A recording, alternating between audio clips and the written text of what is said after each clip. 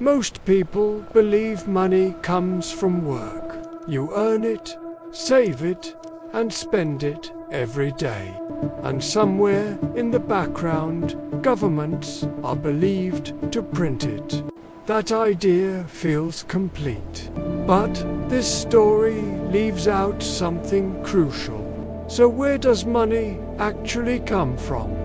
Most people think it's printed by governments and central banks. But that explanation only covers a small part. Most money today is created in a very different way. It begins inside commercial banks when loans are approved. When a loan is approved, new money appears. That money did not come from other people's savings. The bank creates money and debt at the same time. This process is invisible because it happens inside balance sheets. This affects wages, prices, savings, and personal debt because loans include interest. Total debt always grows faster. That means someone must eventually struggle to repay.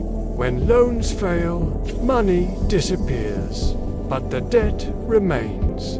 To keep functioning, the system depends on new loans. When lending slows, growth slows, and pressure builds across the system. This is why recessions often follow periods of tight credit. Central banks respond by lowering rates and encouraging new lending. As lending resumes, money expands again throughout the economy. This creates a cycle of expansion, slowdown, and renewed borrowing.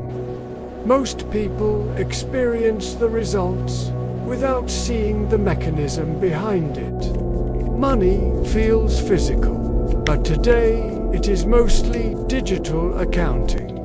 Banks do not lend existing money, they create it through credit. Central banks influence the system, but they do not control every loan. This structure rewards growth and struggles when growth slows. It is not hidden by conspiracy, but by complexity. Once you see the system, its patterns become easier to recognize. Inflation, debt, and recessions begin to make more sense.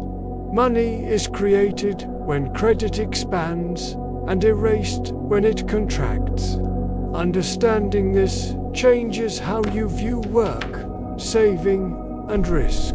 The system is powerful, but it is not simple. And it continues whether people understand it or not. Now you know where money really comes from.